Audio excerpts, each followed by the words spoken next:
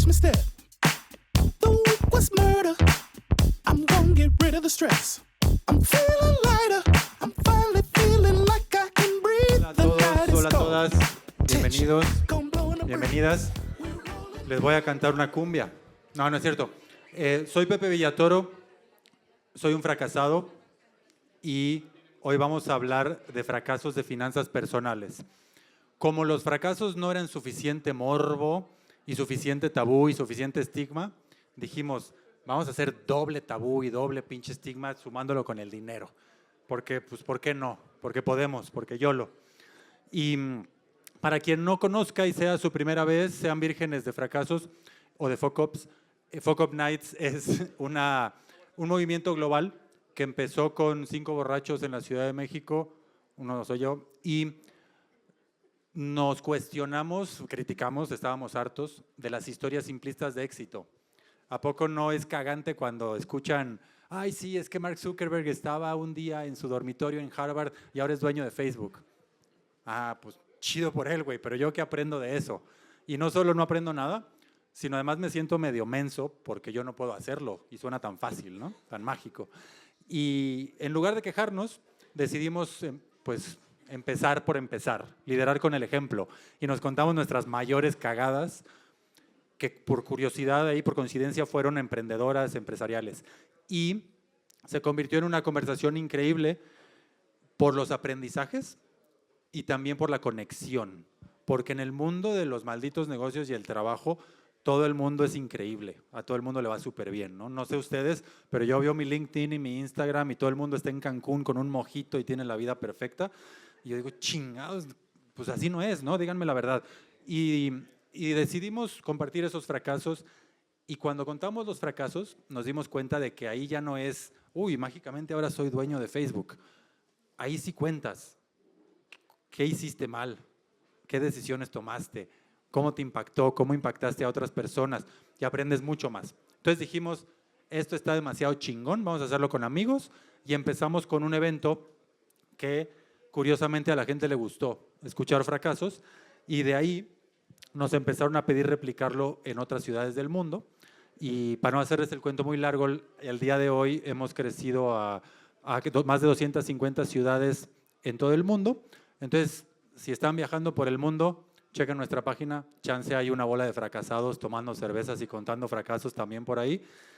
Son equipos que hacen al menos 4 eventos al año y ha sido súper bonito ver fracasos en la Franja de Gaza, en Japón, en un país donde la gente se suicida por perder el honor después de un fracaso, o en todas partes del mundo, y ver esas diferencias culturales que sí existen, pero también darnos cuenta de que todos nos cagamos de miedo ante el fracaso. ¿Por qué? Porque vivimos en un capitalismo desenfrenado donde solo valemos, pareciera que solo valemos como personas si somos exitosos, don chingón, rico, guapo y todo. Y hoy vamos a ver que eso no es así. Después de todo ese pinche ruido en el mundo, nos empezaron a contactar organizaciones que nunca nos hubiéramos esperado, ¿no? Los borrachos mexicanos empezamos a hacer pues, Fuck Up Nights con organizaciones de todo tipo, Banco Mundial y Cruz Roja y Fortune 500. ¿Por qué? Porque hay, o sea, nosotros a veces, ¿a poco no les pasa que ven ciertas empresas y dicen, ay, esa empresa es medio evil, ¿no? Como que está destruyendo el mundo o la naturaleza o lo que sea. Pero no seamos blanco y negro. En cada lugar hay change makers, hay personas que quieren hacer el mundo mejor. Y esas personas nos contactan y nos dicen, oye Pepe, tratemos de hacer las cosas un poquito menos jodidas aquí adentro. Y eso hacemos. Y hacemos ahí cositas divertidas para cambiar la mentalidad, para que el fracaso sea una herramienta para el crecimiento y para la innovación, en lugar de un estigma que ponemos debajo de la alfombra y creamos una bomba de tiempo. Y ahora, ¿por qué dinero? ¿Por qué una Fuck Up Night de finanzas personales? Desde la pandemia he estado hablando con un montón de amigos, amigas en todo el mundo y escucho que hay un motivador principal. La gente quiere salir de la rat race, ¿no? Quieren dejar de sentirse como esclavos porque necesito trabajar 2 chambas, porque perdí mi trabajo, porque está bien difícil encontrar trabajo ahorita, porque mi empresa está endeudada desde la pandemia y estoy pariendo chayotes. Todo el mundo está con un rollo de cómo le hago para tomar un respiro, cabrón, para poder estar en otro nivel, fuera de esta rueda de hámster. Y con eso, que me tomé 2 cervezas, y entonces todos decimos, sí, claro, para eso pues está padrísimo tener dinero y tener ahí como un colchón y un apoyo, pero esta es la cara que ponemos, ¿no? Cuando decimos, sí, qué padre, obviamente necesitamos más recursos y todo, y sería padrísimo tener libertad y tener más tiempo disponible, pero ¿cómo chingados le hago? ¿Alguno de ustedes sabe qué es el concepto de fuck up money? No es eso que usan para sus desviaciones sexuales, no. Bueno, también, no. Pero el fuck up money, por ejemplo, es este concepto que a mí me gusta mucho porque es ahorra lo que gastas en unos meses para que si te supercaga tu jefe y tu trabajo, puedas renunciar y no tengas que estar ahí presionado o presionada por el dinero el día siguiente. Ese es el fuck up money, como el fuck you money, perdón. El fuck you, me voy de aquí porque no es para mí, pero pues no estoy sufriendo el día siguiente. O ustedes saben qué es el ingreso pasivo, es el que muerde la almohada y el ingreso, no es cierto, bueno, ya saben qué es el ingreso pasivo, cuando la lana trabaja para ti, se va multiplicando sola. O qué es la seguridad financiera, cuando podemos, pues justo, no tener que vender nuestra alma porque tenemos un colchoncito ahí que nos apoya, o ya de plano la independencia financiera, cuando podemos vivir sin trabajar porque nuestras inversiones trabajan por nosotros. Pero justo escuchamos todos estos y a los gurús y a la gente súper exitosa y les decimos, bueno, va, sí, muy interesante, ¿tú dónde invertiste? Ah, sí, mira, un elefante rosa con tenis, ¿no? Y, oye, ¿y tú cuánto dinero tienes? ¿Y tú cuántas deudas tienes? Y nadie te comparte ni madres. ¿Por qué? Porque hemos hecho del dinero un tabú, así como del fracaso. No sé a ustedes, pero a mí en mi familia me enseñaron que en la mesa no se habla de dinero, que es de mala educación y de mal gusto hablar de dinero. Y bla, bla, bla, bla, bla, y así nos vamos. Y además, esta característica del capitalismo loco neoliberal en el que vivimos, de pensar que no, las cosas no son win-win. No, pero es que si yo te digo cómo yo invierto, entonces ya mágicamente yo voy a perder dinero, ¿no? Como voy a compartir mis secretos. No chinguen. Hay que ser más transparentes, hay que ser más colaborativos y por eso estamos hoy aquí. Porque vamos a escuchar historias de cagadas de finanzas personales de personas increíbles, que además saben un montón del tema. Así que después, invítenles una chela y pregúntenles de todo, porque más allá de las historias que van a escuchar hoy, son verdaderos y verdadera experta del tema. Les doy un ejemplo, solo para que se den un quemón de qué estoy hablando y por qué me motiva tanto este tema. Mi papá es de un pueblo de Chiapas, ahí cerca de la frontera con Guatemala, que hoy se ve así se veía cuando él era niño y creció sin electricidad y trabajando en la milpa y no terminó ni la secundaria. Los chiapanecos, ¿no? La historia de los chiapanecos. Y entonces yo crecí en una familia con 2 ideas. Una, ¿qué chingados importa lo que estudiaste? Tú puedes aprender lo que sea. ¿Por qué? Porque pues nadie había estudiado en mi familia, ¿no? Entonces ni considerarlo. Y siempre fue compra, vende, leche, tomates, coches, lo que se deje para sobrevivir. Y la otra es no sé nada de dinero, ¿no? Porque vienes de un pueblo. Y con esa idea de tú puedes aprender lo que sea, me volví emprendedor. Y esta es una foto de un concurso de planes de negocio que ganamos y desde entonces he tenido el privilegio de co-crear 5 empresas. La más exitosa es la de fracasos. Y un día, cuando ya había fundado 4 empresas, 2 de ellas fracasadas, ya me contactaron de WeWork en LinkedIn y me dijeron, oye Pepe, pues vente a trabajar con nosotros. Y en ese momento yo le dije a mi entonces novia, hoy esposa, ¿sabes qué? Con lo que hemos ahorrado y tal, el dinerito que tenemos y el sueldo de Nueva York que me ofrecen estos mensos, porque me están ofreciendo un sueldo de Nueva York para vivir en México, y las acciones que me dan de la empresa y todo, pues voy a estar ahí 2 años y listo. Nos vamos a vivir como pinches rockstars de nuestras inversiones, libertad financiera y no volvemos a trabajar, a viajar por el mundo. ¿Y qué creen que pasó? 1.5 años en WeWork y la estábamos armando. No la estábamos armando, la estábamos reventando por los putos cielos porque nos volvimos el mejor mercado, el más rápido crecimiento, mayores márgenes de todo el mundo en la Ciudad de México específicamente, y la lana y todo, ¡pam! Y de repente recibo una llamada y me dicen, Pepe, ¿qué crees?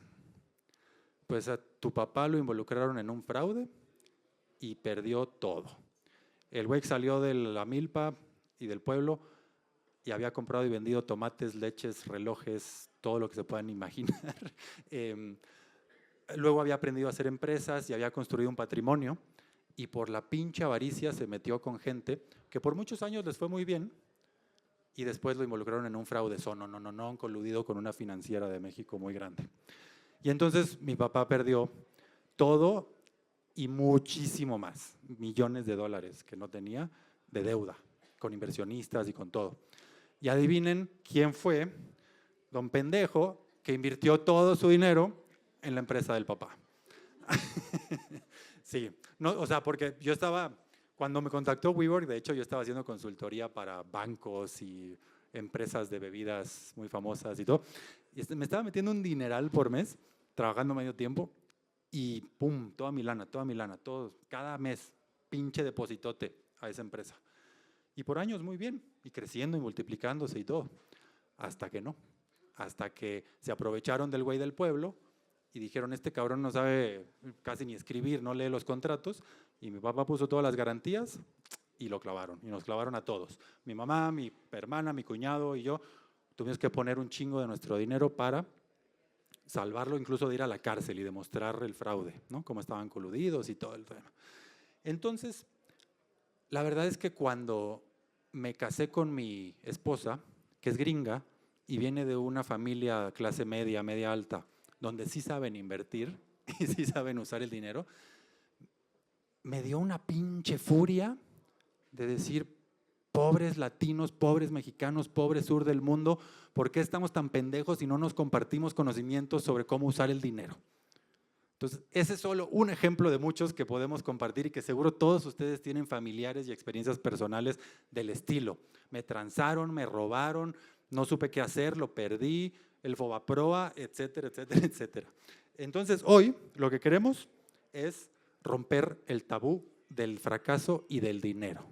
Y para eso tenemos a 3 speakers increíbles, como les comenté. Y ahora sí, ya los voy a dejar de aburrir.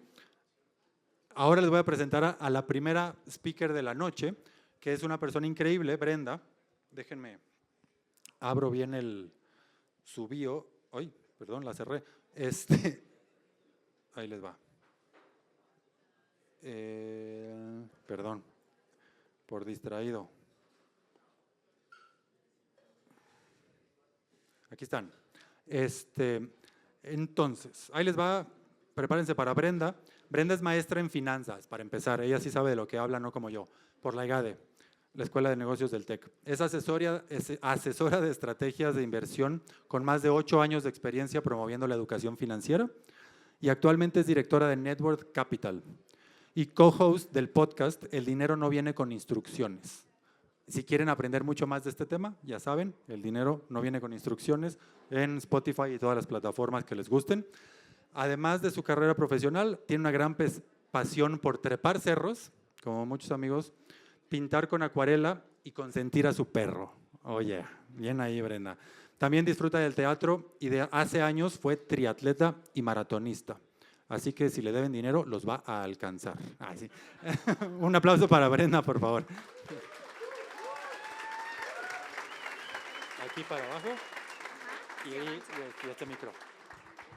Sí.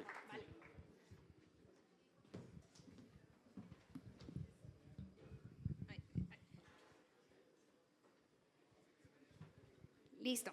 Hola. Pues miren, quiero empezar con que esta historia no es una historia que me enorgullece, pero sí es una historia que marcó un antes y un después en mi vida financiera y en mi vida profesional. La familia es ese lugar donde aprendemos las cosas básicas de la vida y el dinero es una de ellas. Con la familia aprendemos qué es el dinero, para qué se usa y cómo se usa. Piensen ustedes qué han aprendido del dinero con su familia. Yo, por ejemplo, aprendí 2 cosas. Una, que el dinero es para gastar y 2, que no hay imposibles. Y puede sonar como, qué maravilla, o sea, puede sonar como un mensaje súper motivador, pero en realidad para mí fue algo que me llevó a una gran confusión. Yo recuerdo de muy niñita, de chiquitita, acompañar a mi papá al cajero automático y que retirara efectivo. Entonces a mí me daba como mucha emoción y siempre andaba contando como, mi papá tiene una maquinita que le da dinero. Y luego de ir a un centro comercial y que mi papá abriera su cartera y salieran más de 5 tarjetas, escogiera alguna y pagara. Y entonces mi mente de niña creyó siempre que, pues no, o sea, todo se puede, porque ¿cuál pretexto de no tengo dinero? O sea, si no tienes dinero, pues vas a la maquinita, te da dinero, o sacas uno de esos plásticos y listo, se resuelve. Y quiero aclarar que yo no vengo de una familia en una posición privilegiada. Yo vengo de una familia que tuvo desafíos financieros que yo no los vi venir, o sea, yo ni los vi. Y como comentó Pepe de su papá de Chiapas, mi papá era de Oaxaca, entonces mi papá también venía de uno de los entornos más pobres del país. Y yo después lo escuchaba decir cosas como, cuando alguien le preguntaba como no sabía si tomar una deuda o algo, y mi papá decía, no, aviéntate, porque cuando tienes el compromiso encima, ves cómo lo pagas. Y yo, sí, hay que aventarse las deudas porque ves cómo lo pagas. Y a él le funcionó, o sea, porque hizo grandes cosas bajo esa filosofía de yo me aviento y yo veo cómo sale. Mi papá tenía una empresa de manufactura de mamparas, que son las divisiones de los baños públicos, y yo estudié administración de empresas porque por supuesto que la idea era que yo me iba a integrar a la empresa familiar, iba a llevar la administración y íbamos a crecer muchísimo. Entonces, cuando me gradúo, me integro a la empresa familiar y empiezo un nuevo proyecto, como un negocio ahí lateral, que yo veía que uno de los nudos en la fabricación era la lámina porcelanizada, porque había que comprar, los hornos que fabrican aquí en México se tardaban mucho. Y entonces me puse a investigar y había lámina de acero porcelanizado que salía en rollo y contacté al proveedor. Hice como que todo eso, contacté al proveedor, me di de alta en el padrón de importadores, contacté a los agentes aduanales, transportistas, todo.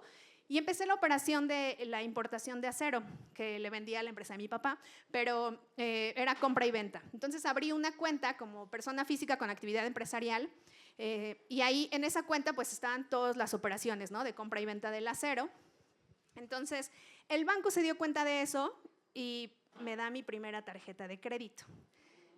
Y entonces yo dije, ¿qué? Y yo, ¿y esta rosa? Entonces dije, ¿qué quieres de mi vida? ¿Qué quieres de mí? O sea, ¿quieres que use eso y lo disfrute? ¿Eso es lo que quieres? Entonces me dio un crédito que era por lo menos 10 veces más grande de lo que realmente ganaba. Y tuve una idea ganadora que fue, voy a armar un Eurotrip con mis amigas. Y yo, claro. Entonces junté a mis amigas y yo, como ven, que armamos un Eurotrip, sí, va. Entonces empezamos a hicimos un plan muy ambicioso al principio, después nos dimos cuenta que había que recortar ciudades, entonces con mi super tarjeta compré mi vuelo, reservamos hoteles de diferentes ciudades y también compramos los vuelos internos. Después otra amiga me dijo, fíjate que yo tengo un seminario en Viena, ¿no me quieres acompañar? Y yo, ¡ay, qué gran idea! Entonces junto los 2 viajes. Y ella me dijo, bueno, pero ¿cómo ves si antes vamos a Egipto? Y yo, claro que sí.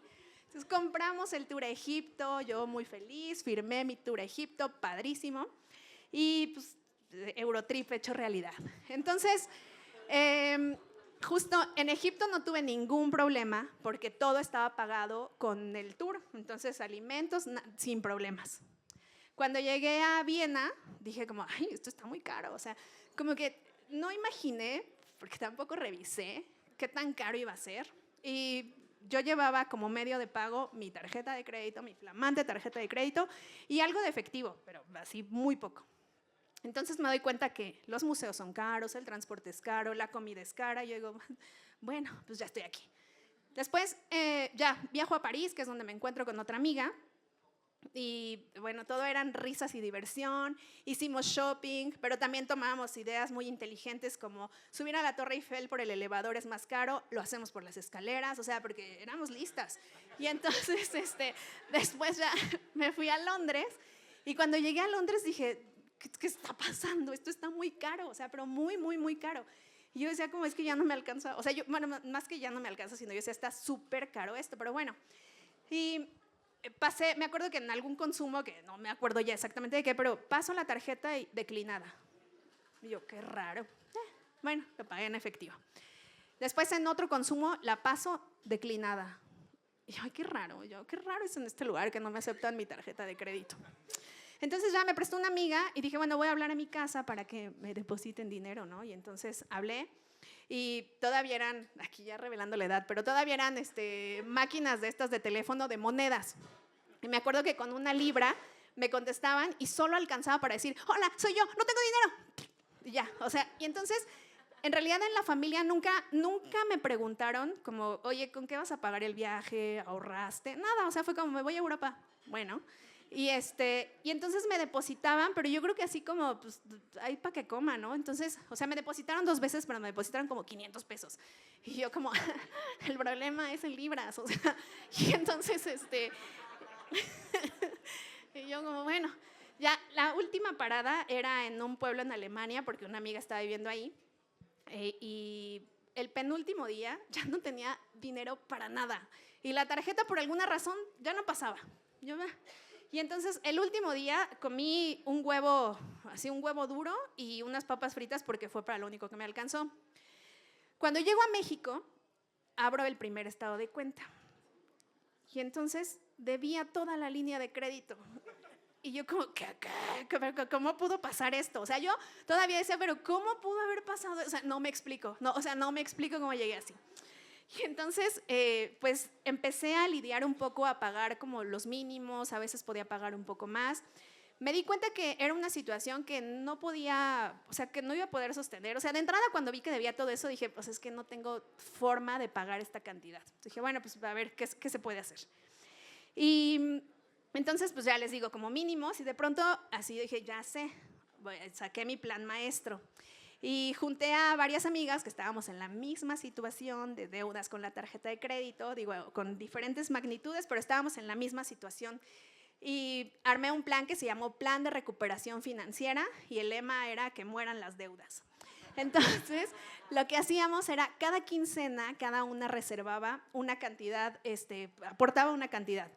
Y así pudimos dar pagos más grandes a nuestras tarjetas. Entonces, en lugar de que cada quien diera el mínimo, como que de pronto un mes le tocaba una y así, ¿no? Entonces, fue una solución temporal y ya cuando bajó un poco el saldo de mi tarjeta, para esto el banco sí se dio cuenta. O sea, el banco se dio cuenta como de, esta muchacha no sabe qué hacer con el dinero. Entonces, me empezó a recortar las líneas de crédito, o sea, la línea de crédito. Me llegaban de pronto notificaciones de tu línea de crédito cambió. O sea, así cuando llegan de para arriba, la aceptas, no, para mí era para abajo, para abajo, para abajo. Y yo como... Y bueno, entonces les digo, con mi super crowdfunding o tanda que hice con mis amigas, que ya logramos pagar las tarjetas o bajarle un poco al saldo, y dije como, ay, un respiro, ya puedo ir al cine. Y entonces otra vez empecé a gastar. Y, o sea, bueno, yo no sé qué pasaba en mi cabeza en ese entonces. Y entonces seguí gastando y otra vez, de pronto, otra vez ya debía toda la tarjeta. Pero ahí me di cuenta que, o sea, a ver, yo pago y el siguiente mes debo más. ¿Cómo es esto posible? O sea, ¿qué está pasando? Así debe haber algún error porque yo al siguiente mes debo más. Y me empecé a atrasar, o sea, de pronto pagaba 3 días después, 5 días después, hasta que, pues de plano que la bomba me explotó en las manos. O sea, ya no había forma de que yo pagara ese crédito y ni siquiera los mínimos, porque por otro lado yo decía, es que tengo que dar el 100% de lo que gano para el mínimo de la tarjeta. Y luego, o sea, ¿qué voy a hacer? Entonces, pues ya, finalmente pues dejo de pagar. Yo trataba de interceptar las llamadas del banco. Mi mamá contestaba a veces y algún día mi papá tomó la llamada y entonces me dijo como, oye, a ver, pero ¿cuánto debes? O sea, ¿por qué no pagas y ya? Y me dio mucha pena decirle. O sea, de verdad me dio mucha pena decirle, así como, aquí la administradora se acabó todo. O sea, me dio mucha pena y no le dije la verdad y yo como, uy, ¿qué hago?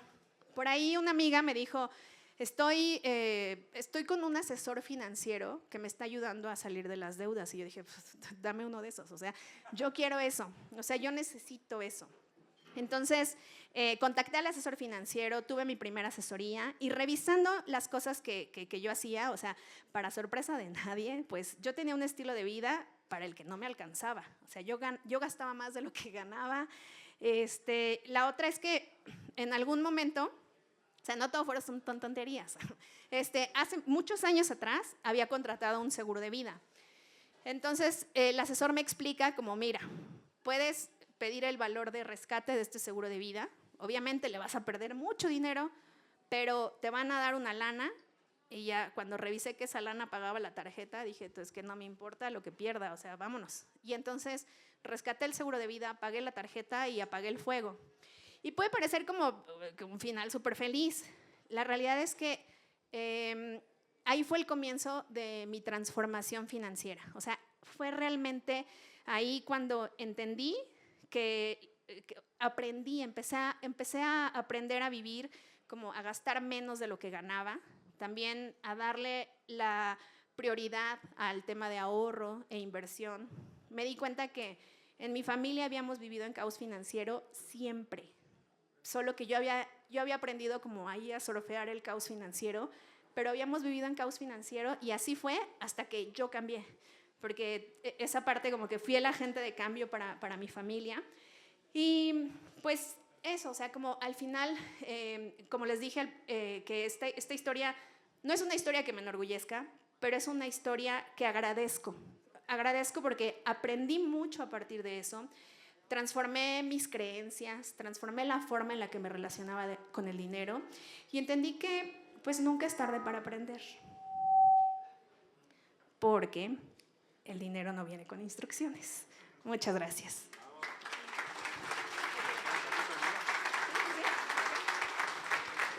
Gente, a repartir el micrófono.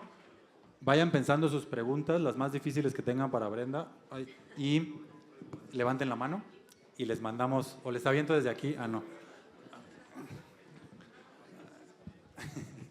Manitas, es una foto. Hola, hola. Ah. Acá. Venga, dale. Mucho gusto, Brenda. Hola.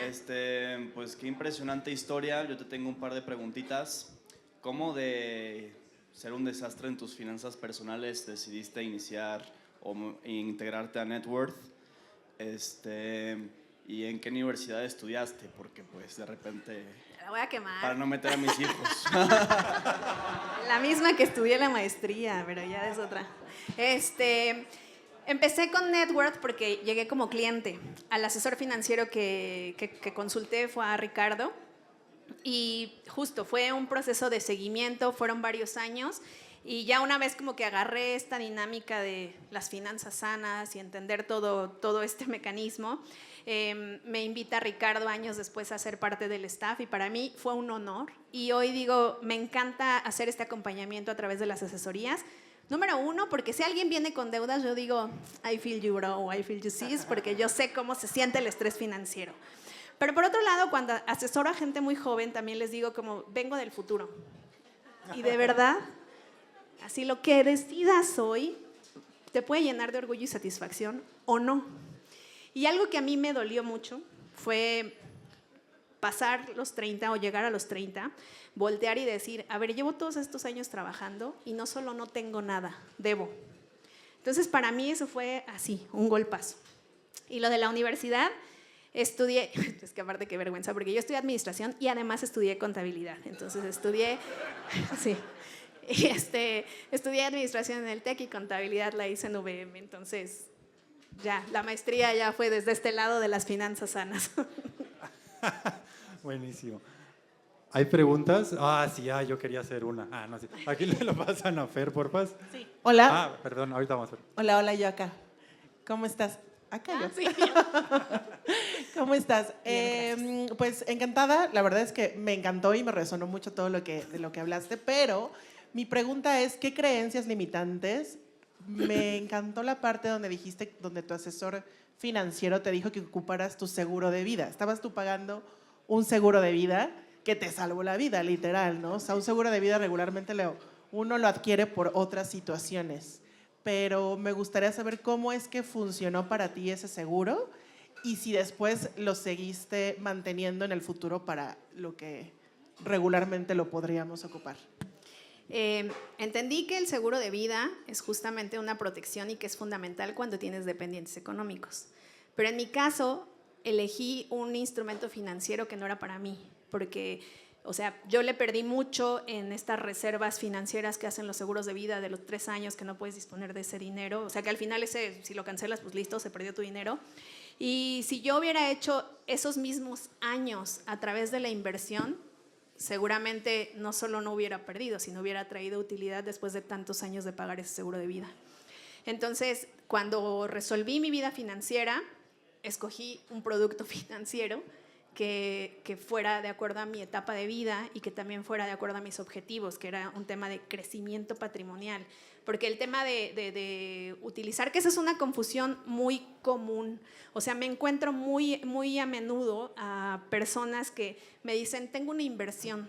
Y cuando reviso lo que tienen un seguro de vida. Y un seguro de vida no es una inversión. Entonces, entendí eso.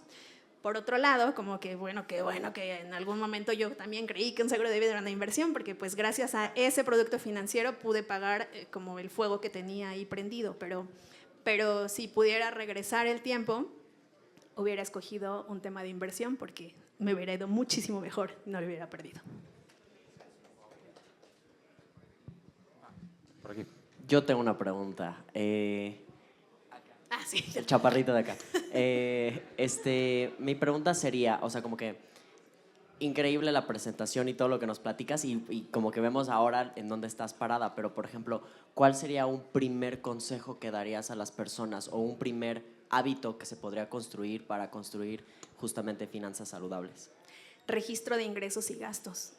Perdón, porque a veces tenemos muy claro cuánto ganamos, pero pon tú, si me pagan a la quincena, yo sé cuánto gano a la quincena, pero muchas personas no saben cuánto ganan al año.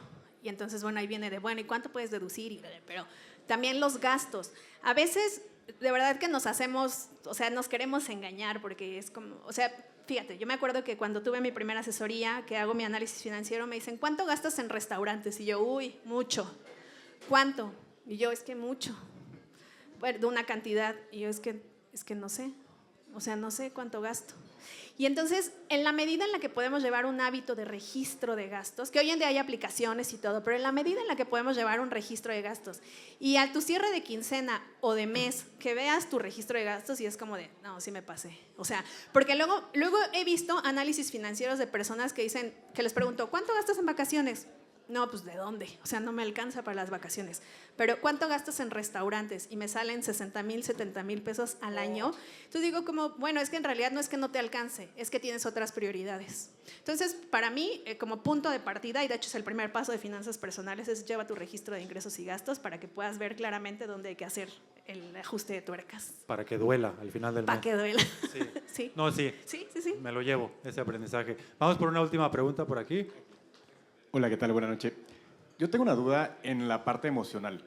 ¿Cómo manejaste tus emociones, ansiedad o lo que haya ocurrido para poder tener esta habilidad, ¿no? de tomar decisiones certeras, ¿no? Porque es muy fácil escuchar un consejo, pero llevarlo a cabo, no tanto.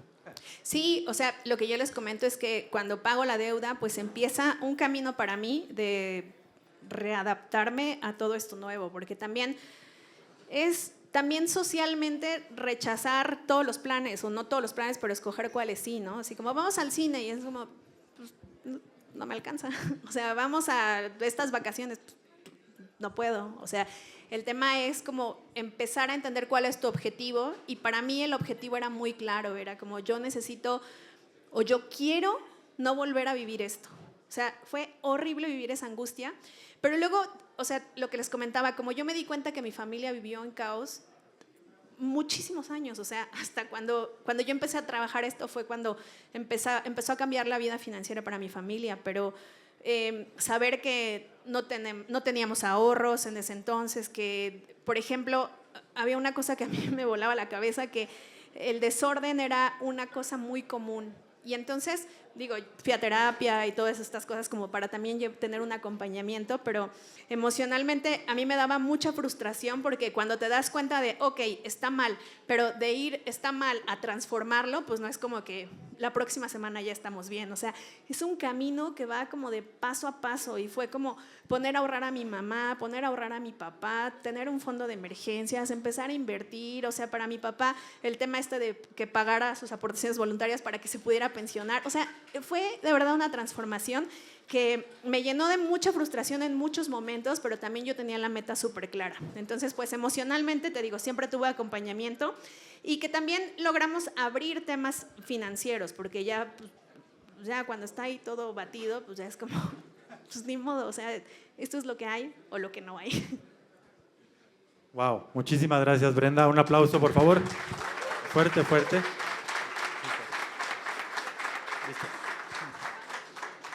Muy bien. Sentí dos pedradas muy fuertes, que es que mi esposa y yo no sabemos cuánto gastamos en restaurantes y gastamos mucho ahorita, y que no tengo un seguro de vida. Ese también, con dependientes. Ese también me lo llevo de tarea. Ahora, hay que hablar con Ricardo. Les voy a presentar al segundo speaker de la noche. Fernando Ruiz. ¿De qué es la J? Fernando J. Ruiz. Fernando José mi tocayo Ruiz es ingeniero del TEC con una maestría del IPADE y cinéfilo graduado de UCLA. ¡Vámonos! Amante del arte gráfico, los cartones y los números, ha trabajado en la producción de cine y televisión, así como en agencias de publicidad en México y Estados Unidos. También ha trabajado en instituciones financieras y lideró un fondo inmobiliario en México. Innovador, creativo y creyente del orden en las finanzas, hoy es CEO de Querido Dinero. Algunos de ustedes seguro lo habrán visto por ahí. Donde está profundamente comprometido con mejorar la cultura financiera de México. Es apasionado de la música, toca el piano, el saxofón, la batería, nos va a bailar unas cumbias. No, no es cierto. Disfruta mucho cantar. Jugar el fútbol es otra de sus grandes pasiones. Le encanta dibujar. Es un estuche de monerías, Fernando, desde cartones. Y siempre está buscando oportunidades para hacer y crear negocios que mejoren la educación financiera. Así que si tienen ideas, ya saben a quién acudir. Bienvenido, Fernando. Encantado. Te paso el Muchas gracias. ¿Para arriba? Hola, ¿cómo están? Pues primero que nada, muchas gracias. Es un honor estar con ustedes y un honor contarles mi historia de cómo la foctopié hace muchos años, cuando hacía mis primeros pininos. Lo he hecho muchas veces. Yo creo que nadie nos podemos salvar de esa, de estar como foctopeando de repente en historias. Me encanta cuando Pepe nos cuenta la historia de que en fondos de inversión, en Silicon Valley y demás, a los primeros que escogen para hacer nuevos negocios son los que la han regado, ¿no? O sea, entrada, nadie nos sintamos así como culpables de nuestras regazones, pero empiezo con mi historia y esta historia se llama El día que me enamoré del cemento y terminé tropezándome con él, ¿ok? Voy a empezar con una breve historia y una reseña de estos dos señores. El primero es mi bisabuelo, don Luis, alias Papá Bichito, un gran ahorrador. Es una persona, digamos, muy cuadrada, de estos señores de antes, de estos así, don Luis, creadores de patrimonio. Todo lo que juntaba lo ahorraba. Digamos que todo lo que juntaba lo llevaba a gastos fijos. Y digamos que toda su historia tiene que ver con un sacrificio alrededor de toda su vida para que su familia en el futuro sobreviviera y tuviera una muy buena vida, ¿no? Entonces, ¿qué pasa con este señor? Así cuadrado como lo escuchan, se convirtió en contador de una empresita, de un changarrito de cemento en un pueblito que se llamaba Hidalgo, en el norte del país. Y entonces este changarrito casi truena porque llegó la Revolución Mexicana, cierran el negocio y entonces de repente se fusiona con otra empresa y crean esta empresa que algunos habrán escuchado que se llama Cementos Mexicanos, ¿no? Y lo ponen del contador, ¿no? A lo que eventualmente llegó a ser como lo que hoy conocemos como un CFO, ¿no? Entonces, el señor Don Luis, por eso yo le digo Don Luis, yo ni siquiera lo conocí, pero tengo muchísimos respetos, llegó a formar parte del Consejo de Administración de Cemex mucho tiempo y demás, y él negoció que parte de su sueldo le empezaran a pagar parte con sueldo, que era lo que gastaba como poquito a poquito, y parte con acciones, ¿ok? Esas acciones empezaron a crecer, empezó a crecer pues, de alguna manera muy importante, y después viene la historia de mi papá. Mi papá, digamos que de los 9 hermanos, era los que eran un poquito más afín a mi bisabuelo. Él, digamos que tenía la cultura de educación financiera un poquito más nata, y pues empieza como a saber cómo administrar y demás, pasa el tiempo y también forma parte del Consejo de Administración de Cemex por más de 30 años. Resulta ser que, ¿por qué les cuento todo esto? Toda la vida, el resto de los 9 hermanos, algunos sí, algunos no, algunos más, algunos menos, pero la educación financiera estaba en los suelos, ¿no? Entonces digamos que pues ese patrimonio que mi bisabuelo había creado parte del tiempo, pues prácticamente era, si tú vendes tus acciones, pues prácticamente esta gente, estos tíos, algunos de ellos más, algunos menos, pues prácticamente se los echaba, ¿no? Entonces la herencia de la familia se convirtió en esto: nunca vendas tus Cemex, ¿no? Esta fue así como, nunca vendas tus Cemex, dormíamos con esto, toda la vida dijimos, nunca vendas tus Cemex, ¿no? Entonces, ¿qué pasa con la empresa? La empresa empieza a crecer muchísimo, la empresa empieza a volar, se triplica. Hay momentos en que el precio de la acción llegó a valer hasta 80 pesos y entonces hacen lo que se llama en el mundo financiero como un split. ¿Qué es un split? Haz de cuenta, de 80 pesos te dan 2 de 40, ¿no? Y hubo varios de esos, entonces imagínense cómo empezó a crecer el patrimonio. Pues los que vendieron todo, pues se quedaron sin esa bonanza, vamos a decirlo así, ¿no? Ahora, ¿qué más pasa con la empresa?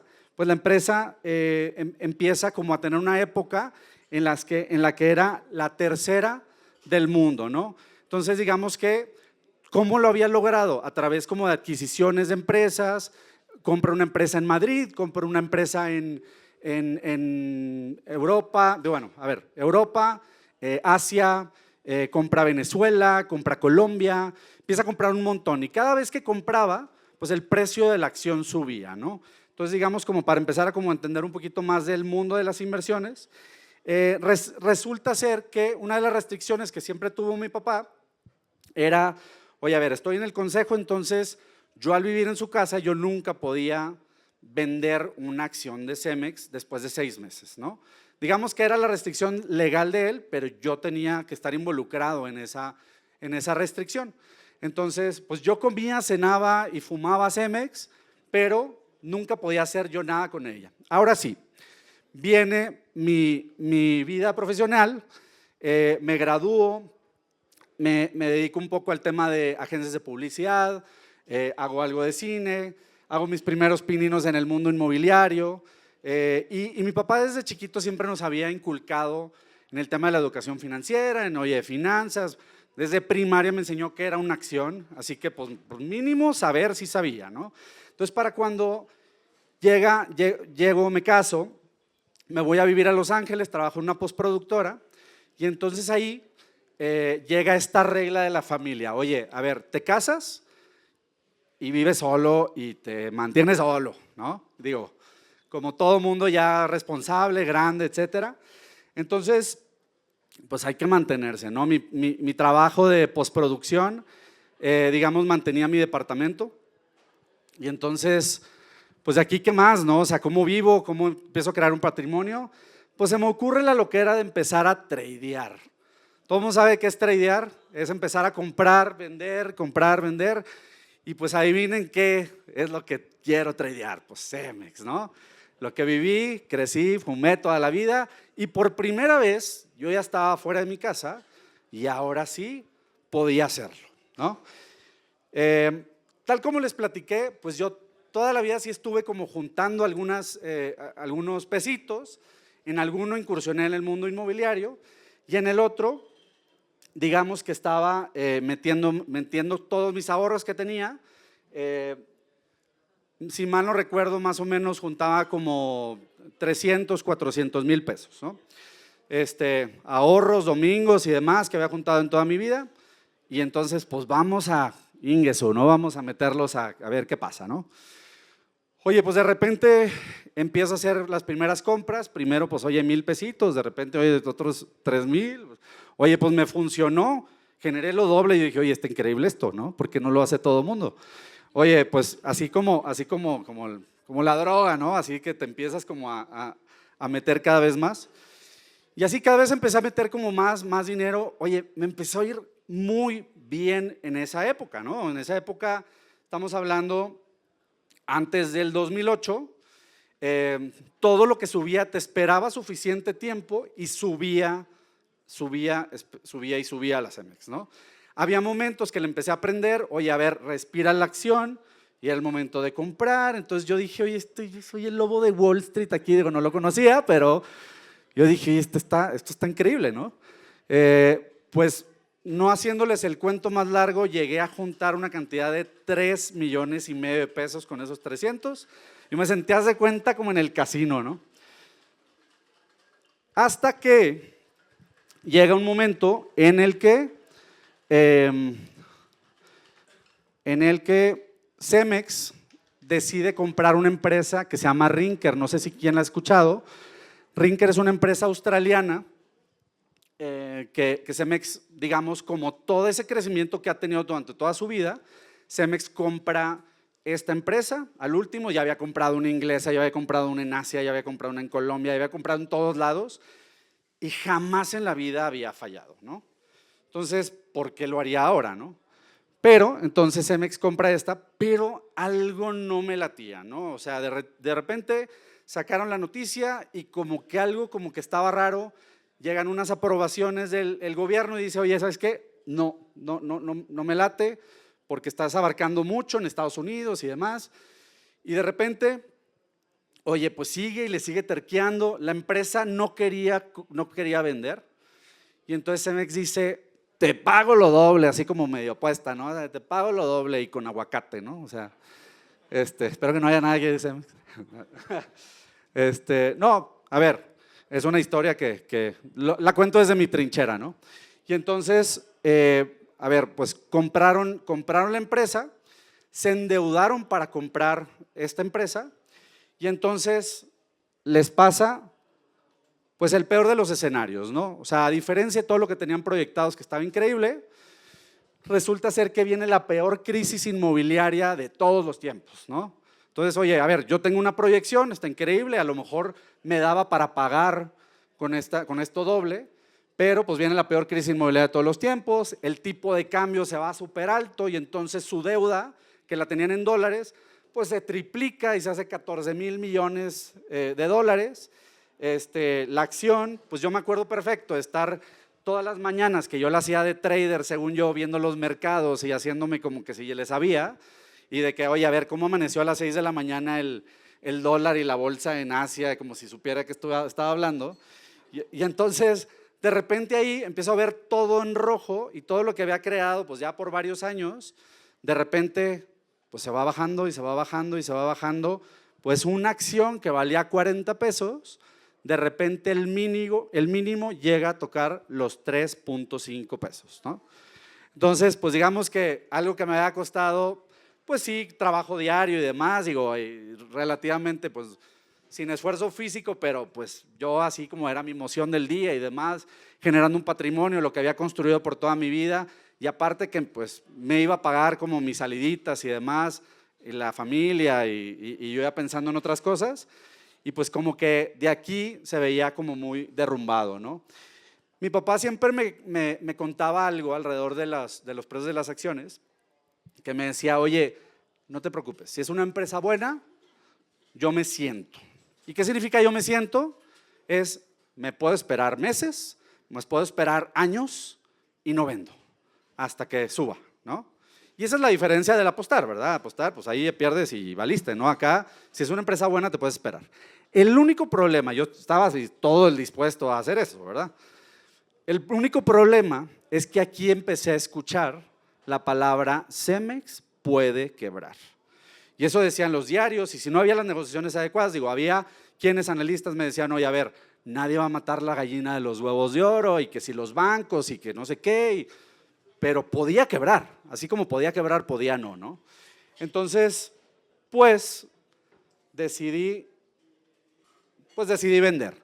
La misma decisión pero muy tarde. Claro que cuando iba bajando, yo veía, haz de cuenta, como Mufasa hablándole ya saben, a Simba, de que no vendas, no vendas, no vendas, y yo quiero vender. Pero bueno, todo muy tarde, ¿no? Y bueno, para mí, digamos que un poco de mis aprendizajes, aquí murió un trader descuidado. Obviamente nunca me bueno, tuve muchos aprendizajes, sí hice un par de trades después, pero realmente nada tan grande y grave. Me dediqué a otras cosas y construí también todo un tema y una empresa alrededor de hacer educación financiera y contar historias alrededor de cómo mejorar la vida de las personas alrededor de la educación financiera, y especialmente para que estas terceras generaciones, que ya ves que la primera generación construye el patrimonio, la segunda ahí medio lo cuida y la tercera lo despilfarra, para no ser esos, ¿no? Y entonces, pues a ver, ¿qué me pasó acá? No dormía bien, estaba angustiado. Claro que cuando vendí las acciones sentí un cierto alivio porque, a ver, no podía dormir por semanas, por meses, durante así como toda la época como de bajada. Y al fin, digamos que pude dormir, pero sí con una cruda moral definitivamente y mucho aprendizaje, y dije al final, bueno, a ver, tengo que volver a empezar de cero. Ese al final fue para mí mi moraleja, ¿no? Empezar a crear otra vez todo mi patrimonio, ¿no? Y entonces, estos son mis grandes aprendizajes que yo tuve alrededor de esta historia. Primero que nada, sigue tu intuición. O sea, nadie tiene la bolita mágica. Si tú tienes una intuición sobre algo, síguela. Punto número 2, no te enamores de las acciones. Me acuerdo mucho de un video que hicimos alrededor de la educación financiera, alrededor de las acciones, y este era uno de los puntos más importantes. A ver, no te enamoras de las personas, te enamoras hasta de tu perro, de tu gato, jamás de las acciones. Por más que tengas apego, historia y demás, ¿por qué no te debes enamorar de las acciones? Porque cada acción tienes que analizar sus fundamentos, y puede ser que el momento de la empresa no sea el mismo de hace 10 años. Entonces, creo que la moraleja alrededor de esta historia es, oye, a ver, puede que yo tenga historia con esta empresa, pero, a ver, si no es el momento, pues o no compro o las vendo, ¿no? Punto número 3, actuar rápido, especialmente en cosas en las que hay que actuar rápido. Si te vas a meter algo de actuar rápido, actúa rápido. Y el trading es para actuar rápido. Si fuera tan fácil, todos seríamos millonarios. Pues digo, esa también, ¿no? Diversificación, yo creo que también esta es de las más importantes. Un punto aquí esencial es, a ver, ¿qué hubiera pasado si yo hubiera agarrado todo ese patrimonio, todo ese dinero y lo hubiera dividido en pedacitos entre 20 acciones? Pues a lo mejor hubiera perdido un 20avo, ¿no? Hubiera perdido un 20avo, se hubiera vuelto algo muy chiquito un 20avo. El resto a lo mejor no. Entonces diversificar es, oye, pones en varias industrias, en varios giros, tus acciones, tu portafolio, y en varias industrias, no solo a lo mejor el bursátil, a lo mejor una partecita en bien raíces, una partecita en otras cosas, ¿no? Digo, ahora, obviamente 15 años después, pues bueno, todo es diferente, ¿no? Cuando tienes poco, hay que arriesgar para ganar. Cuando tienes suficiente, la tarea solamente es cuidarlo y mantenerlo. Y esta tarea parecería como muy fácil, pero también hay muchos cuervos que se acercan cuando hay mucha lana, ¿no? Entonces, en ambos momentos hay que tener cuidado a la hora de construirlo y a la hora de mantenerlo, ¿no? Ya estoy en mi periodo de jubilación. Pues a ver, cuidado, no te metes a cosas súper riesgosas y no te pongas a tradear, por favor. Y yo creo que ya para cerrar, pues nada más comentarles. Las acciones en general, digo, esta plática estuvo como muy enfocada como esta parte como de inversiones. Y las acciones en general están pensados como productos de largo plazo. Claro que hay traders que se dedican a hacerlo muy exitosamente y de repente tienen sus fórmulas de venta y demás. Pero si no vas a estar pegado, si no te dedicas a eso, mejor piensa que las acciones tienen un riesgo para el largo plazo. Gracias.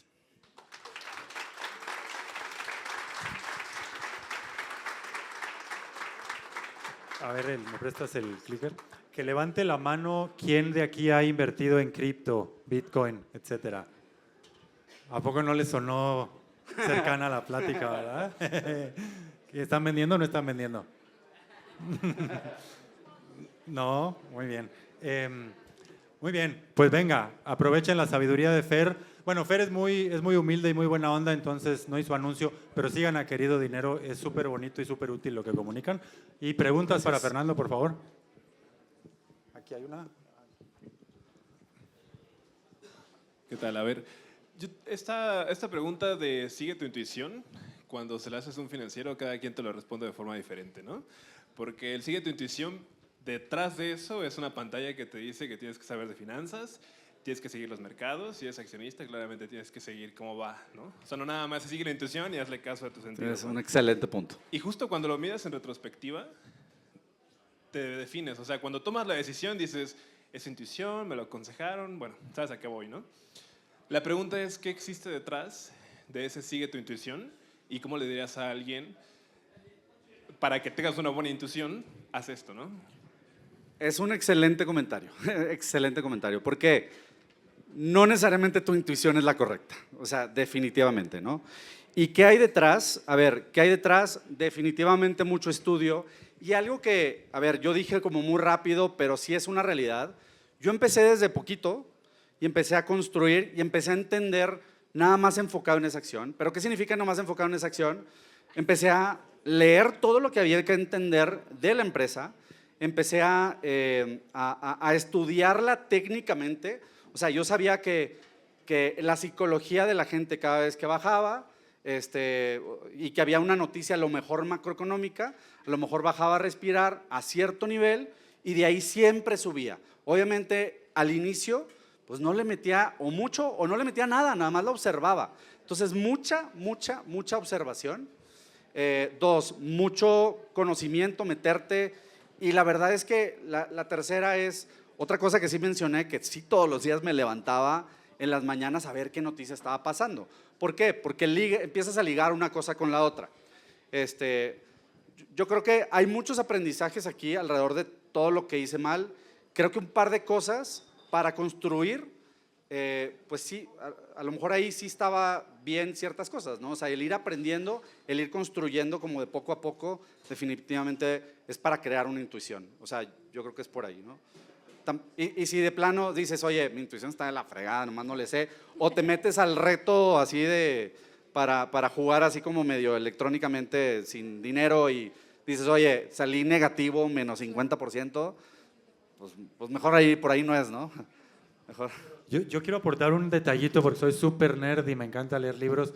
Y hay un libro que se llama Mastery, de Robert Greene, que habla de cómo, si dices 100% de tu tiempo para ser maestro, ¿no? Grande, excelente en algo, y que tu intuición jale. El 90% del tiempo la pasas como aprendiz, cagándola, aprendiendo, absorbiendo de los demás. El 9% lo pasas empezando a hacer tus pininos, como que ya medio le entendí, voy a moverle por aquí, voy a ajustarle por aquí, y luego hasta el final ya tienes mastery y tu intuición es mejor. Entonces es un libro que recomiendo mucho. Otra pregunta, seguro hay muchas. Eso. Acá estoy, acá atrás. Está en mi cabeza. Acá, Esa sí, va. aquí estoy. ¡Karen! Hola, Fer. Oye, ahorita está muy de moda el tema del trading. Sí. Es como la forma en la que todos queremos ganar dinero porque sentimos que es muy sencillo, a comparación de otras inversiones como nos decían ahorita. ¿Qué nos recomendarías tú si queremos empezar con el tema del trading sin caer en estafas? Porque ahí está el otro riesgo muy grande de ahí, que todos te venden algo de trading y pierdes. Mira, yo te diría que hasta incluso lo podría ligar con la pregunta anterior. O sea, puedes hacer trading sí, solo sí. Puedes aceptar el riesgo y tolerar el riesgo de lo que me pasó. O sea, puedes ganar todo, como dijo Pepe ahorita. O sea, en criptomonedas puedes ganar 150%, pero también lo puedes perder, ¿no? Entonces, si estás dispuesto a eso, pues a ver, ya sabes a lo que te metes y con cuánto te metes, ¿no? Ahora, si quieres construir un patrimonio, pues a lo mejor sí es por otro lado, sí es esperar, sí es decir, seleccionar fundamentalmente a las empresas correctas y si vas a entrar como en el mundo bursátil o ir juntando poco a poco para una propiedad. Ahí sí tengo buenas historias que contar. Y bueno, cada quien va viendo dónde puede ser máster en las inversiones, ¿no? Pero definitivamente creo que las inversiones se ligan con paciencia. O sea, yo creo que por ahí es la mayor parte de la respuesta. Con paciencia, seleccionar muy bien, seleccionar abajo, y pues nada más tener cuidado con el trading del porcentaje y de la medida de riesgo, ¿no?, que vas a tomar. Buenísimo. Venga, va la última. Sí, muchas gracias. Bueno, una pregunta. ¿Vale la pena realizar análisis técnico y ver indicadores? Porque realmente yo percibo que el mercado está altamente manipulado y cualquier noticia puede tirar el mercado. Vimos el ejemplo de DeepSeek que salió a la luz y tiró las acciones de Nvidia. Entonces, ¿cuál sería tu recomendación ahorita, por ejemplo, en qué estás invirtiendo? ¿Cuáles son las acciones que llevan un ciclo más estable? Veo que cripto, por ejemplo, lleva un ciclo de 4 años. ¿Qué nos recomendarías tú? Mira, recomendación no puedo hacer legalmente, pero lo que sí te puedo decir alrededor del tema de análisis técnico y fundamental. Me encanta ese tema. Me tocó en algún momento de la vida, de hecho, trabajar en el área de análisis. Creo que sí, hay temas manipulados definitivamente. Yo le digo a mi esposa que hay que comprar cuando el mercado dice que el mundo se va a acabar y que hay que vender cuando ya no se acabó, ¿no? Y entonces prácticamente es eso. O sea, yo creo que sí es seguir el análisis fundamental, pero acuérdate que el análisis fundamental sigue temas psicológicos. Entonces, no es seguirlo al pie de la letra y saber que el análisis se puede equivocar hasta que pase lo siguiente, hasta que venga una noticia. Y justamente es lo que pasó con Nvidia, igualito. Oye, a ver, el análisis fundamental te puede decir que la psicología de la gente con esa acción, si todo mundo compra, va a llegar a este precio. Pero si viene una noticia, mata todo. Es como el 7 del Craps. O sea, una noticia mata todo. Si llega Trump y dice, voy a poner 20% de aranceles, mata todo, es el 7 del Craps. O sea, volvemos a lo mismo. Entonces, para seleccionar una empresa, yo te diría 100% agárrate fundamentalmente. Por ahí dicen que tú tienes que seleccionar cuál empresa con el análisis fundamental y cuándo comprar con el análisis técnico. Ahora, ¿qué empresas comprar? No te puedo decir exactamente cuáles.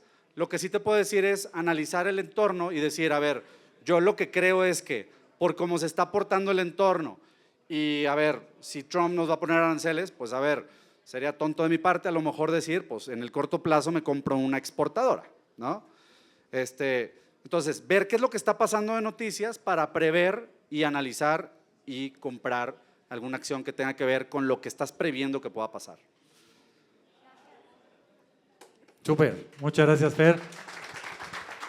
Eso, que se escuche el aplauso como si no estuvieran borrachos. Muy bien. Les voy a recordar una cosa para que no la focopeen. Sigan a Querido Dinero, me lo van a agradecer y se lo van a agradecer aún más a Fer. Y, hombre, gracias a ti. Y ahora vamos a pasar con el tercer speaker de la noche. Sí, el que le cambió la vida a Brenda. Ricardo Chavero es un emprendedor serial y líder en innovación fintech.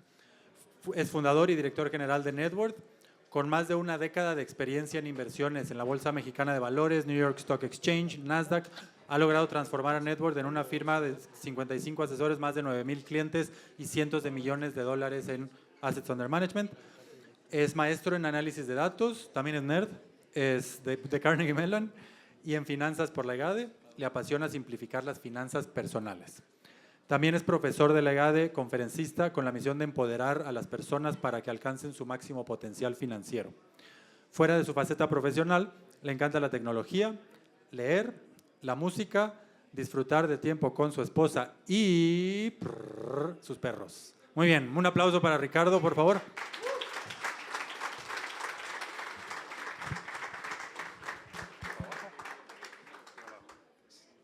¿Qué tal? ¿Cómo se le están pasando? Bien todos. Bien. Ya por ahí dijeron que soy geek. Sí, son los Meta. ¿Me permiten sacarles una foto rápidamente? ¿No? Si dicen que no, está bien. Nada más los que dicen que sí, ahí va. Listo, ya. Gracias. Dije, los compré nada más para este evento. Miren, les voy a platicar un poquito de mi vida. Iba por ahí el 2008, 2009, acaba de salir de la preparatoria y la neta no sabía qué estudiar. Es más, no sabía qué quería hacer con mi vida. En ese momento lo que yo pensaba es, por un lado, me gusta la tecnología, por otro lado, sabía que me encantaban los números y de pronto como que ahí me gustó un poquito lo que la política, la historia, etcétera, pero realmente no sabía. En ese momento empecé estudiando ingeniería en computación en la escuela de Brenda, ¿no? Y por las tardes estudiaba ciencia política y ninguna de las dos me terminó gustando. Así es que, siendo toda mi vida becario, tuve que llegar con mis papás y decirles, ¿saben qué? Me quiero cambiar. Logré hacer esa pequeña negociación y terminé yéndome al ITAM a estudiar economía, que yo decía, bueno, tienes la parte de matemáticas, tienes un poquito de lo demás, de tecnología, pues realmente el ITAM no tenía mucho. Pregúntenles cómo les fue en la pandemia, ¿no? Ahí la T nada más la tenían en el nombre. Y me fui a estudiar economía. No exactamente era lo que quería hacer, pero sí me di cuenta de algo. Así me veía, ¿no? Así me sentía empezando a estudiar. Algo que tenía muy claro, al menos porque tenía el ejemplo de mis padres que eran profesionistas independientes y porque toda la vida siempre me había chocado que me dijeran qué hacer. Entonces yo decía, si trato de ser empleado voy a ser seguramente muy malo porque me choca que me digan qué hacer. Y además tengo el muy mal defecto de que cuando alguien me quiere decir algo, creo yo que lo puedo hacer mejor, ¿no? Entonces dije, no, Ricardo, no te va a funcionar. Tienes que ser empresario, tienes que ser independiente. Obviamente el problema es que no tenía ni idea de qué. No sabía ni en qué industria, exactamente qué quería hacer. No tenía ni idea. Pero un buen día, en una de mis materias, que sí estaba poniendo atención, vi el concepto de monopolio. Y dije, ay, qué bonito concepto, ¿no? Es uno donde pues fácilmente, ¿no? Carlos Slim se puede hacer de un montón de dinero. Es un concepto bien interesante. Para mi buena suerte, un día saliendo de la escuela, me encuentro con que todos los restaurantes que estaban afuera del ITAM estaban cerrados. Si alguien aquí del ITAM, ya saben de qué estoy hablando y en qué año, pero todos los restaurantes estaban cerrados. Y yo tuve la idea brillante de decir, si logro hacer que uno de esos restaurantes abra, voy a tener un monopolio. No sé cuánto me vaya a durar, pero supuse al menos podría tener un monopolio y seguramente me podría ir muy bien. ¿Y por qué no? Así puedo empezar mi camino empresarial. Y ahí está, esa foto que ahí se alcanza a ver. Decido abrir este primer restaurante. Obviamente no tenía ni idea de cómo se administra un restaurante, obviamente. Lo que sí es que me gustaba tratar de convencer a las personas, así es que lo primero que hice fue levantar ese dinero, ¿verdad?, que necesitaba para el restaurante. Fui con mis familiares, fui con algunos amigos que me habían dicho que sí, luego se echaron para atrás. Traté de conseguir dinero por donde fuera para poder hacer este primer emprendimiento. Y obviamente, como buen economista, dije, ¿cuánto dinero voy a necesitar? Y el cálculo que hice fue, se me hace que voy a necesitar como 60,000 pesos, 120,000 pesos actualizados a la inflación. Esa era mi lógica, ¿no? Se darán cuenta que tenía 19 años, era sumamente estúpido y no sabía lo que estaba haciendo, ¿no? ¿Y qué creen? Que empiezo a ver la cantidad de gastos que tenía un restaurante. Oye, tan solo una cafetera, 60,000, 120,000 actualizó con la inflación, una televisión, un horno, una salamandra, hay que armar la cocina, utensilios, etcétera, etcétera. Pero mi lógica fue, mira, ¿ya viste el concepto de monopolio, Ricardo? Seguro lo vas a hacer, ¿no? Y entonces, órale, vamos a empezar a pedir dinero. ¿De dónde? Pues de quien se dejaba. Pedir dinero un poquito más a la familia, amistades. Conozco las tarjetas de crédito y digo, qué maravillosa herramienta. Esa me va a servir. Y yo no tenía idea, pero me podía financiar de mis proveedores. Les podía decir, oye, te puedo pagar un poquito después. Y el proveedor te decía, órale, no hay tema. Así es que lanzo este restaurante, todo iba muy bien, empezaba a tener, funcionó, digamos, la parte de monopolio, logré que fuera el único restaurante abierto y me empezó a ir bien. Tuve la audacia en un momento de decirle incluso a mis papás, ¿saben qué? Ahora voy a ser independiente. Ya no necesito que me paguen la escuela, ya. A partir de ahora voy a ser independiente. Tenía alrededor de 20 años y obviamente sentía que este es el camino del futuro empresario que descubrió cómo hacer monopolios con un chasquido de sus dedos. Ahí se ve una de las fiestas que teníamos. La realidad es que iba bastante bien. Poco a poco los demás restaurantes empezaron a abrir. Empezamos a tener ahí una buena comunicación, amistades, etcétera. Y nos avisábamos cuando venían las verificaciones. ¿Sabes qué? Hoy cierran la tarde, ya sabes que vienen verificaciones. Llegaba la verificación, misteriosamente el restaurante estaba cerrado, ¿no? Y así, constantemente, hasta que de pronto empezaban a llegar verificaciones, y un buen día, una persona que venía de Mystery Shopper en el restaurante, y yo honestamente ya estaba un poquito harto. Imagínense la cantidad de estrés que tenía en ese momento. Tenía un catre en la cocina de mi restaurante, porque tenía que cerrar muy tarde, ¿no? Alrededor de 2, 3 de la madrugada. Me tenía que quedar a dormir ahí y al día siguiente bañarme en las regaderas de la escuela y empezar clase a las 7 a.m. Tiene una cantidad de estrés muy importante y además, si alguien estudió en el ITAM, sabe que es una escuela particularmente estresante. Y entonces noto que había por ahí un mystery shopper que yo decía, este compadre ni está consumiendo, no está haciendo nada y como que nada más anda viendo aquí a ver cómo le estamos haciendo. Yo tenía todo absolutamente en regla. Podía vender cerveza legalmente, todo lo tenía, digamos, en regla. Así es que estalló un poquito mi coraje y le digo, oye, si no vas a consumir, vámonos, esta es propiedad privada. Híjole, gran error. Yo no sabía que esta persona, al parecer, era el directivo de jurídico, de no sé qué, de la delegación, y misteriosamente me empezaron a llegar todavía muchas más verificaciones.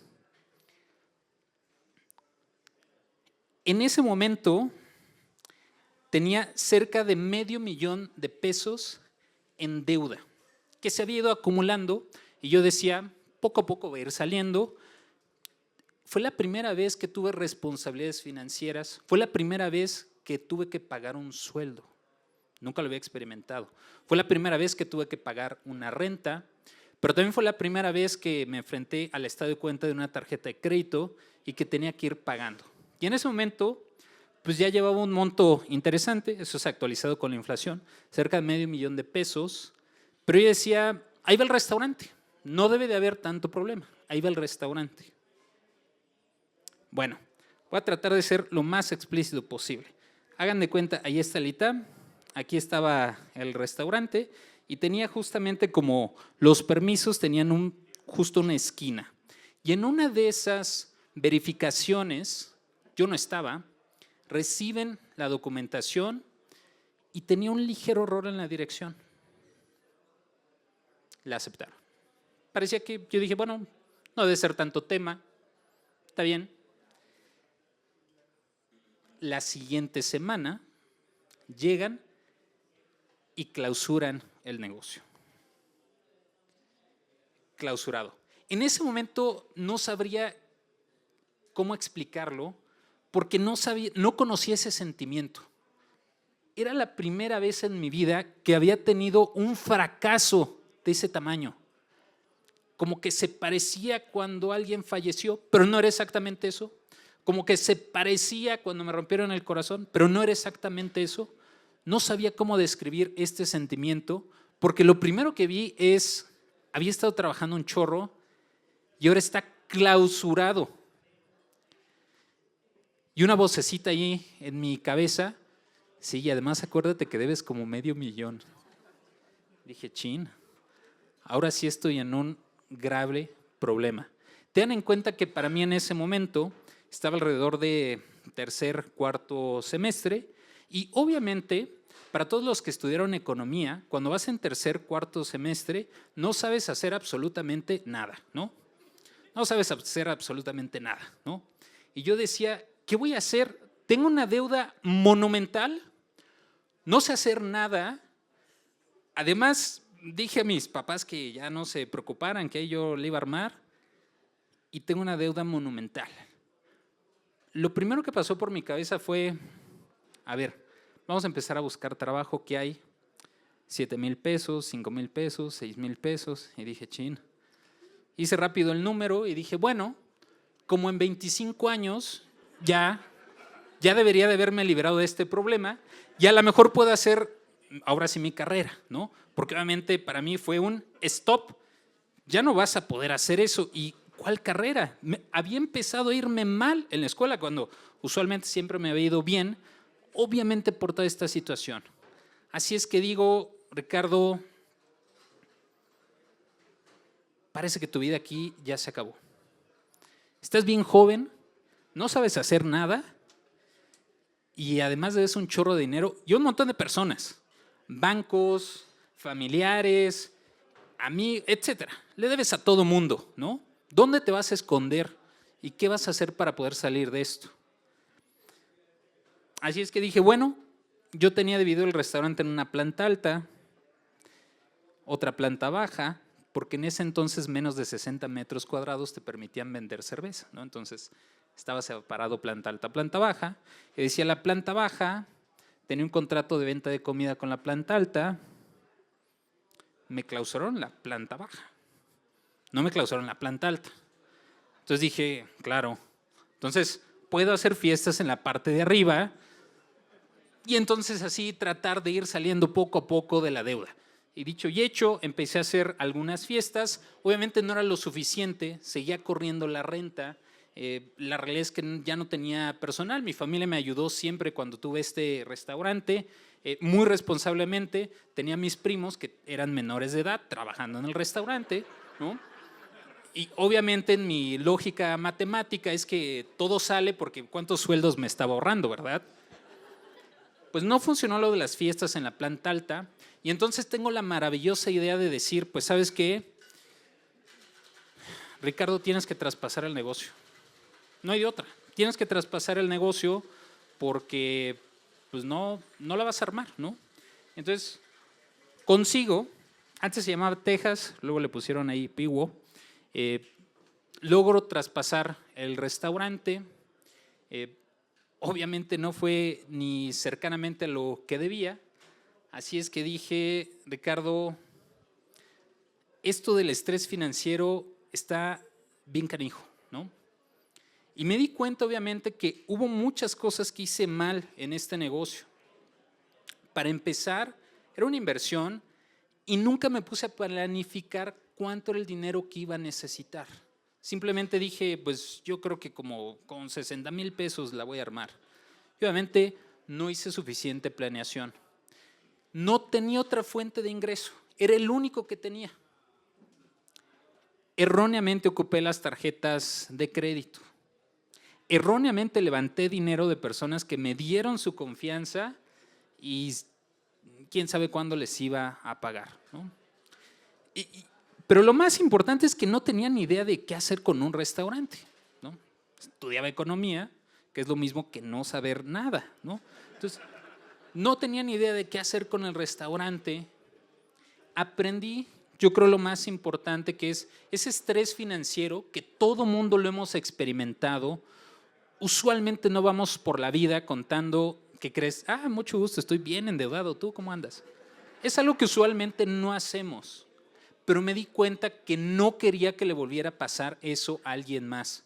Que si alguien iba a hacer una inversión, tuviera alguien que le pudiera asesorar, alguien que le pudiera acompañar y que no tuvieran que pasar por esa situación como me pasó a mí. Ese fracaso para mí, sin lugar a dudas, me marcó, pero además aprendí que si quería tener éxito, seguramente me iba a tener que equivocar un montón de veces. Y gracias a esa ocasión me di cuenta que estaba bien fracasar. Debía un chorro de lana, pero estaba bien fracasar. Y entonces decidí fundar Network, que nos dedicamos a asesorar a las personas para que puedan tomar las inversiones correctas y puedan ir acompañados de la forma correcta para que puedan tener unas mejores finanzas. Si van a preguntar, sí, terminé de pagar todo y ya no le debo nada a nadie. ¿Va? Muchas gracias.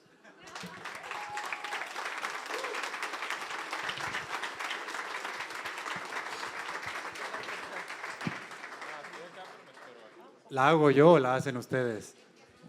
¿Cómo pagaste la deuda? Sí, esa es muy buena pregunta. De hecho, empecé a dar asesoría en inversiones, ¿no? Esa fue como mi lógica. Bueno, pues a ver, voy a empezar a dar asesoría en inversiones. Me recuerdo que la primera sesión que tuve fue con una doctora a la cual fui a su consultorio y yo le cobré. Y tenía un orgullo interno de que había llegado con una doctora y yo le había cobrado. Me acuerdo que fui con mis papás, les conté, me dijeron, no les importó, y dije, bueno, no importa. Pero yo estaba bien orgulloso, ¿no? Porque decía, oye, me están pagando por lo que sé y porque no quiero que le vuelva a pasar a otras personas. Y además esa doctora estaba endeudadísima, ¿no? Y le ayudé a que lograra salir de esa situación. Entonces, con mucho trabajo, mucho esfuerzo, es que poco a poco, y obviamente empecé a estudiar todo lo que podía sobre el tema de finanzas personales. Todo lo que venía a mis manos, empecé a especializarme en finanzas personales, diplomados, cursos, etcétera, porque quería, una, que no me pasara a mí, y dos, evitar que le pasara a los demás, porque entiendo cómo es ese estrés, y bueno, es así como lo logré. Wow. Pero no fue fácil, me tardé como 5 años. Las mamás son increíbles, ¿no? Yo le digo a mi mamá, sí, Fuck Up Nights, la empresa ya está en 60 países y trabajamos con el Banco Mundial y Coca-Cola y Google. Y dice, ay, Pepe tiene un proyecto muy bonito. Literal así, sí. El proyecto. Muy bien, ¿preguntas? Por acá, tu realización, gracias. ¿Tu realización de querer ayudar a las personas a que no tengan fracasos financieros fue inmediata o tomó un tiempo? Más o menos, ¿cómo te diste cuenta que querías hacer eso? Sí, muchas gracias. No fue exactamente inmediato. Lo que hice, una vez me había pasado esta situación, como que empecé a leer libros, empecé a tomar cursos y demás, y me di cuenta que había gente en Estados Unidos que se dedicaba a eso, ¿no? Que le llamaban financial planners y cobraban hasta $500 la hora. Y yo dije, ¿a poco es una profesión? ¿No? Y entonces, no fue inmediato, conforme fui buscando, porque obviamente buscaba qué hacer para salir de ese agujero, como que dije, mira, es una profesión y les va muy bien y están haciendo un impacto de a de veras en las personas. Y eso es lo que me atrajo muchísimo de poder hacer esto. Ricardo, aquí en la barra, me gustaría saber, en tu perspectiva, si todo hubiera seguido como estaba antes de que te clausuraran, ¿hubiera sido un negocio interesante o rentable? Y la razón por la que pregunto eso es, creo que a veces es más difícil reconocer el fracaso que cometió uno mismo cuando puedes decir, bueno, pues es que me clausuraron, fue mala suerte, el gobierno, un sinfín de escenarios, ¿no? Pero si tú mismo dices, es que uno, o independientemente de que me clausuraran o no iba a fallar, o dos, si no me clausuraban, no fallaba, pero pues yo fallé en tomar un riesgo así de grande. Sí, gracias. Mira, ese restaurante estaba destinado a fracasar, ¿no? Porque yo empecé endeudado con 120,000 pesos y después de un año debía $500,000, ¿no? O bueno, 945,000 ajustado a la inflación, ¿no? Entonces, yo sabía que eventualmente eso iba a explotar, porque me daba cuenta, cada vez sobraba menos dinero para poder comprar cosas en la central de abastos, que además tenía que ir, cada vez había menos dinero para poder hacer algo. Entonces, yo ya sabía que, híjole, como que eso no pinta bien y era una bomba de tiempo, sin lugar a dudas, porque tuve mala planeación, mala inversión, todo. eventualmente se iba a estallar. Y por otro lado digo, qué bueno, pues no, a lo mejor me hubiera endeudado con 3 millones, ¿no? Entonces digo, no, gracias, gobierno, qué bueno que me clausuraste. Hola, perdón, por acá. Casi el 99% de los casos que vemos de mala praxis financiera personal está vinculada a las tarjetas de crédito. El libro de Dave Ramsey casi que las quema, y si pudiera crucificar a American Express y a todas las demás, lo haría. Pero ¿por qué no hay un movimiento, o por qué no hemos hecho un movimiento fuerte para llevarlo a las escuelas o a las universidades para que realmente, así como mi hija estudia ahorita en la Ibero y ve clases de, ¿cómo es que se llama lo último que está viendo? De diversificación, ¿no? De todo lo que tiene que ver con la parte social, que me parece excelente. ¿Por qué la parte de ese punto de cómo manejar tus finanzas personales no es una carrera obligatoria? ¿Por qué crees? Mira, yo creo que a esa edad igual no le hubiéramos puesto atención, ¿no? Para empezar. Muy seguramente, ¿no? La mayoría, aunque nos hubieran dado esa materia, sí, ya la pasé. Porque al final del día es algo que no estamos experimentando necesariamente en ese momento, ¿no? Ya cuando tienes tarjeta de crédito, cuando tienes que pagar, etcétera, a lo mejor lo ves de una forma distinta los cursos, y hay muchos que estamos tratando de hacer algo por el tema de la educación financiera. Querido Dinero, por aquí está, por supuesto Network, el podcast El Dinero No Viene con Instrucciones. Hay muchos, yo creo, en México que estamos tratando de promover el tema de cultura financiera. Muchos porque tenemos historias como la que ya nos contó Bren, como la que yo les acabo de contar, y no queremos que le pase eso a alguien más. No estoy tan seguro que la universidad, por más que veía Monopolio, yo creía que lo había entendido, y pues no. O sea, yo creo igual si me hubieran dado el tema de tarjetas de crédito en la universidad, no estoy tan seguro que aún así lo hubiera cachado. Yo creo que es algo que tiene que ser vivencial, lamentable o afortunadamente, pero hay muchos que estamos haciendo el tema de promover la cultura en México. Vamos por la última de la noche. Sí, ¿qué onda? Estamos hablando sobre los fracasos, ¿no? Pero ahorita creo que me viene a la mente a poder acuñar un nuevo término. ¿Qué onda con los fracasis? Cuando estás ahí volando bajo, pero no terminas de aterrizar. ¿Cómo enfrentar ese momento en el de decidir, pues sí, o sea, debo rendirme, debes empezar por un rigor técnico con análisis financieros, o debes empezar como con una honestidad hacia que tal vez no lograste cumplir tus sueños? ¿Qué onda con los fracasis? Yo creo que a veces nos da como ceguera de túnel, ¿no? Que nosotros estamos muy metidos en algo que estamos haciendo, y yo creo que a veces en lugar de dudas necesitamos algo que llegue externo. En mi caso fue el gobierno que me dijo ya no más. En el caso de Brenda, afortunadamente fui yo que le dije, no, tranquila, vamos a resolver este show. Lol. ¿No? Entonces creo que a veces, creo que siempre es necesario, ¿no? Poder tener ese input externo. No sé si todos tenemos el suficiente autocontrol. A lo mejor ya con muchos fracasos, ¿no? Ya sabemos que no, ahora sí tengo que irme por otro lado. Yo creo que es un tema de aprendizaje y crecimiento personal, ¿no? Buenísimo. Venga, ya que estamos, la última, una más. Gracias. Oye, Ricardo, mira, me gustó mucho la parte cuando empezaste a comentar que estabas estudiando una carrera y pues no te gustaba, y luego no sabías bien qué hacer, y le diste un buen tiempo a eso, y luego escuché también en tu historia de vida que eres profesor, y yo creo que eso es algo que pasa mucho en mi país, en este país. Unas estadísticas que escuché es que el 40% de los estudiantes no les gusta lo que estudian, y 70% de las personas que se gradúan de una carrera trabajan en algo diferente a lo que estudiaron. Y eso no significa que esté mal, porque pueden ser muy felices haciendo otra cosa. Mi pregunta es muy sencilla. Tú que estás en educación, a mí me apasiona la educación, ¿qué le recomendarías a un joven de 19 años como este que puso un monopolio? Sí, ese que puso un monopolio, para tomar mejores decisiones, no necesariamente de qué estudiar, sino de cómo planear su vida, de cómo empezar con una carrera y desarrollar lo que va a ser su plan de vida y ser feliz? Híjole, no sé si esté calificado para dar esa respuesta. Yo te podría decir que yo fui muy afortunado porque, digamos, me aventé a hacer algo.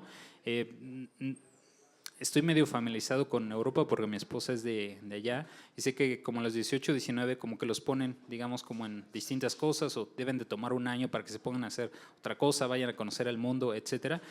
Y creo que eso está bastante bien, ¿no? Porque si a lo mejor hubiera tomado ese año, en lugar de a fuerza haber seguido estudiando, pues a lo mejor desde un inicio empiezo a estudiar finanzas y no economía, ¿no? En ese momento y dije, no, finanzas no, porque ni sabes de economía y ni sabes de contabilidad. Ahorita ya cambio mi perspectiva, ¿no? Pero entonces me hubiera metido a estudiar finanzas, que decía, es que eso es lo que quiero hacer con mi vida, ¿no? Entonces, a lo mejor no siempre hay que adelantarnos al siguiente paso y a veces vale la pena tomar una pausa, pero esa es mi humilde opinión. Súper. Un aplausote, por favor.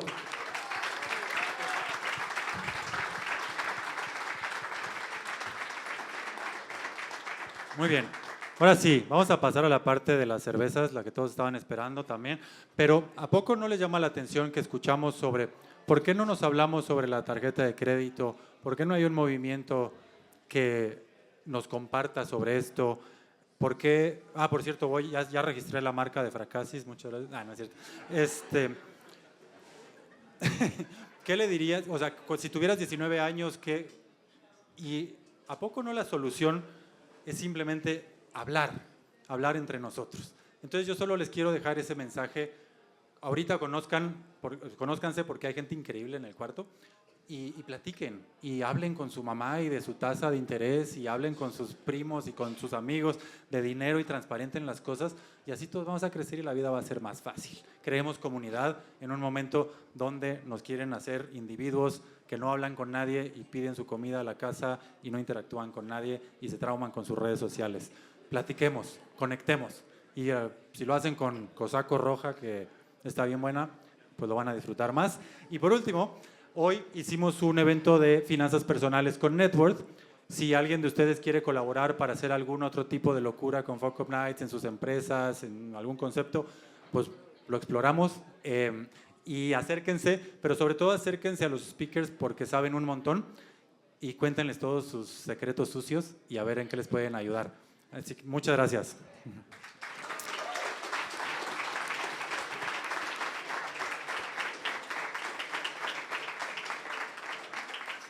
El último anuncio parroquial de la noche es que cáiganle el 9 de febrero, que es el cumpleaños de mi esposa, a ver el Super Bowl a pinche gringo, porque se sacan así la casa por la ventana. Se pone muy cabrón, hay activaciones de marcas y se pone increíble. Si les gusta eso de los hombres chocando cabezas, vengan, ¿no? Muchas gracias.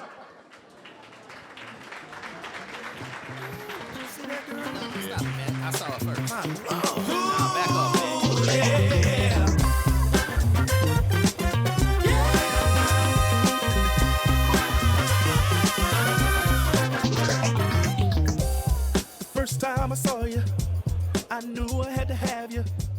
Don't mean no one night stand. Gotta find a way to be a man.